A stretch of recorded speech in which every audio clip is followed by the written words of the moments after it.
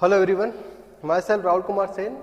Now today we are going to start merchant circle analysis. So students, merchant circle analysis जैसे कि हमने जो previous lecture में discuss किया था शेयर एंगल, उसके बाद में हमने फोर्सेस इन्वॉल्व इन मशीनिंग वो भी डिस्कस किया था. अब हमारा जो टॉपिक है मर्चेंट सर्कल एनालिसिस. अब मर्चेंट सर्कल एनालिसिस को एक नाम हम और भी बोलते हैं machining at equilibrium condition. So student, सबसे पहले आप लोगों को पता होना चाहिए कि मशीनिंग क्या होता है. मशीनिंग एक ऐसा प्रोसेस है जिसमें रॉ मटेरियल को क्या किया जाता है, रिमूव किया जाता है किसी न किसी प्रोसेस के थ्रू. और वो प्रोसेस कौन कौन सी हो सकती है?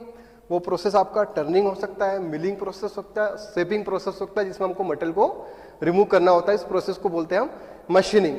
अब हम बात करते हैं merchant circle analysis. So students, ये टॉपिक काफ़ी इंपॉर्टेंट टॉपिक होता है. ये टॉपिक आपके syllabus examination point of view से या GATE examination point of view से काफी इंपॉर्टेंट टॉपिक होता है merchant circle analysis. So merchant circle analysis में सबसे पहले कौन कौन से फोर्सेस एक्ट हो रहे चीफ में, ठीक है. तो इसको एक डायग्राम की मदद से हम यहां समझेंगे.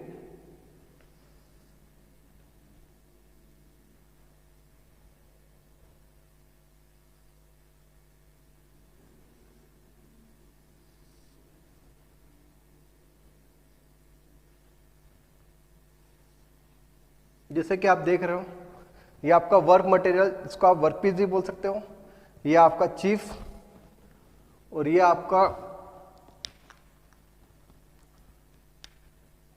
टूल.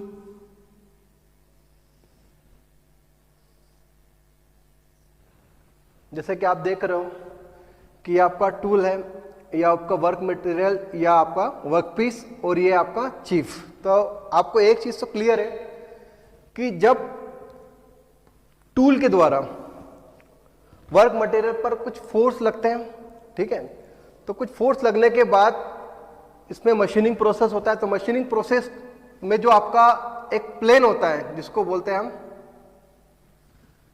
Shear plane. अब शेयर प्लेन क्या होता है? शेयर प्लेन एक ऐसा प्लेन होता है जहां से आपका चिप आपके बेस मटेरियल या आपके वर्क मटेरियल से सेपरेट होता है. तो इस प्लेन को आप क्या बोलोगे? Shear plane. तो ये हो गया आपका शेयर प्लेन. इसको आप पीएस से रिप्रेजेंट कर सकते हो. साथ में शेयर प्लेन के नॉर्मल एक फोर्स लगेगा, उसको बोलोगे नॉर्मल शेयर फोर्स. और उसके साथ ये इसका रिजल्टेंट होगा, इसको बोलोगे आर. तो एक शेयर फोर्स जिसको बोलोगे आप पीएस. अब शेयर फोर्स एक्चुअल में होता क्या है? शेयर फोर्स एक ऐसा फोर्स होता है जो कि रिस्पॉन्सिबल होता है चिप के सेपरेशन के लिए. क्लियर? और इस फोर्स की मदद से हम शेयर स्ट्रेंथ किसी भी मेटल के लिए कैलकुलेट कर सकते हैं, ठीक है. तो shear force is responsible for chip separation. तो इसको बोलोगे आप शेयर फोर्स.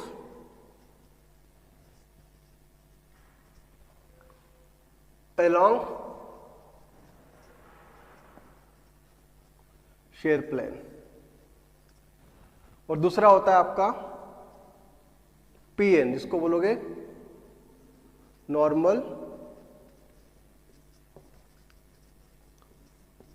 शेयर फोर्स, ठीक है. सो एक फोर्स कौन सा हुआ आपका शेयर फोर्स जो कि शेयर प्लेन के अलॉन्ग लग रहा है, और एक normal to the shear force.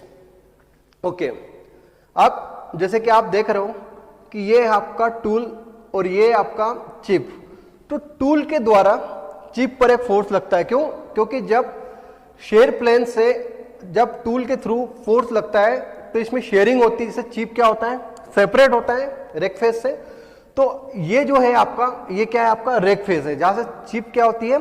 Separate होती है. अब आप यहां पे क्या देख रहे हो कि टूल के द्वारा चिप पर एक फोर्स लग रहा है. तो पहले तो ये देखो कि चिप का जो डायरेक्शन है, जिसकी वेलोसिटी है, वो क्या हो सकती है? वीएफ वेलोसिटी है. उसी के अपोजिट एक फ्रिक्शन फोर्स भी काम करता है. तो उस फ्रिक्शन फोर्स को हम यहां पर इस तरह शो कर सकते हैं.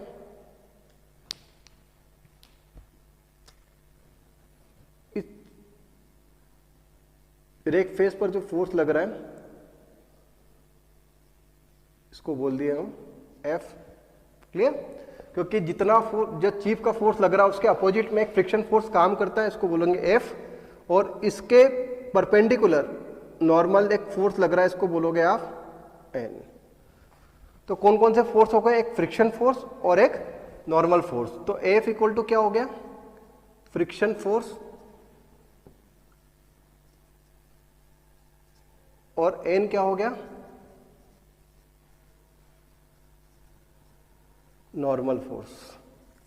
सो स्टूडेंट्स, एक चीज मैं और बताना चाहूंगा कि F और N की जो फ्रिक्शन फोर्स और नॉर्मल फोर्स एक टूल के द्वारा चिप पर लगा होता है, ठीक है, और एक चिप के द्वारा इटसेल्फ क्रिएट होता है, ठीक है।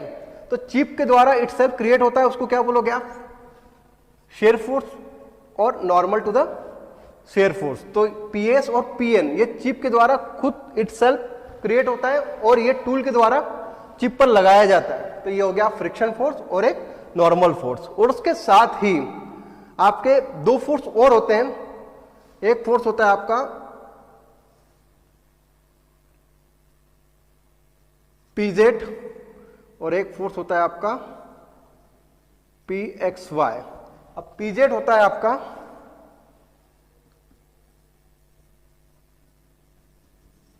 कटिंग फोर्स और PXY जो होता है आपका थ्रस्ट फोर्स, जो कि ऑलरेडी मैं प्रीवियस क्लास में आपको बता चुका हूं। PZ क्या होता है? आपका कटिंग फोर्स होता है, जिसमें जब भी टूल और वर्क मटेरियल के बीच में एक नेसेसरी कांटेक्ट होता है तो उस दौरान क्या होता है? आपका थ्रस्ट फोर्स होता है। और कटिंग फोर्स जिसमें सबसे ज्यादा पावर कंज्यूम होता है टूल को कट करने के लिए, ठीक है। तो PZ PXY। तो आपके नंबर ऑफ फोर्सेस कितने हो गए? 1 2 3 4 5 6। तो मतलब नंबर ऑफ 6 फोर्सेस यहां पर इन्वॉल्व है। अब आपका जो रिजल्टेंट है, अब ये रिजल्टेंट R जो है सभी के लिए काम करेगा। अगर फोर्स और फ्रिक्शन फोर्स की बात करते हैं उसके लिए रिजल्टेंट भी R होगा। अगर थ्रस्ट फोर्स और कटिंग फोर्स की बात करेंगे तो उसके लिए भी रिजल्टेंट R होगा। और आपका शेयर फोर्स और नॉर्मल शेयर फोर्स है तो उसके लिए भी रिजल्टेंट R होगा। मतलब इस पूरे जितने भी नंबर ऑफ 6 फोर्सेस है उसके लिए रिजल्टेंट आपका क्या है? कॉमन है। और वो रिजल्टेंट फोर्स क्या है? आपका R। सो आप यहां से सर्कल ड्रॉ कर सकते हो।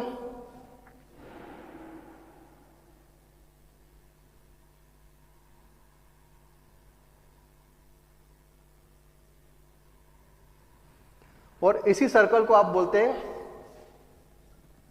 Merchant circle diagram.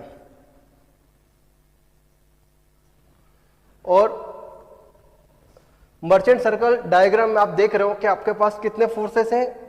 6 फोर्सेस है। PA shear force along shear plane, normal to the shear force PN, फिर एक है आपका कटिंग फोर्स जो कि PZ, एक थ्रस्ट फोर्स जो कि PXY, एक है आपका फ्रिक्शन फोर्स जो कि क्या इसके अपोजिट चिप में जो इंटरफेस होता है उसके अपोजिट में एक फोर्स लगता है वो फ्रिक्शन फोर्स, और उसके नॉर्मल में ये क्या फोर्स है? आपका N। क्लियर है? सो आप ये चीज तो क्लियर हो गई कि ये जो एंगल है ये एंगल कितना होता है? आपका बीटा एंगल होता है, बीटा नॉट। क्योंकि हम ऑलरेडी शेयर एंगल में भी डिस्कस किया था कि बीटा एंगल क्या होता है कि शेयर प्लेन और कटिंग वेलोसिटी के बीच में जो एंगल होता है उसको हम क्या बोलते हैं? शेयर एंगल बोलता है। तो ये इन दोनों के बीच में एंगल कितना होगा? Beta angle, beta not. और दूसरा टूल इंटरफेस और चिप के वर्टिकली एक एंगल होगा, उस एंगल को आप क्या बोलोगे? Alpha not. तो वो अल्फा नॉट क्या होगा आपका? ये होगा आपका रेक एंगल। और बीटा नॉट क्या होगा आपका? Shear angle. अब चूंकि नंबर ऑफ फोर्सेस कितने? 6। तो एक चीज तो क्लियर है कि इस डायग्राम में रिजल्टेंट R क्या है? आपका कॉमन हुआ। सो इसको आप क्या बोलोगे? Machining at equilibrium. Machining at equilibrium condition. मतलब जो भी आप मशीनिंग का प्रोसेस करते हो तो वो किस कंडीशन में होना चाहिए, एक बैलेंस कंडीशन में होना चाहिए, एक इक्विलिब्रियम कंडीशन में होना चाहिए। तो ये आपका मर्चेंट सर्कल डायग्राम कंप्लीट हो गया।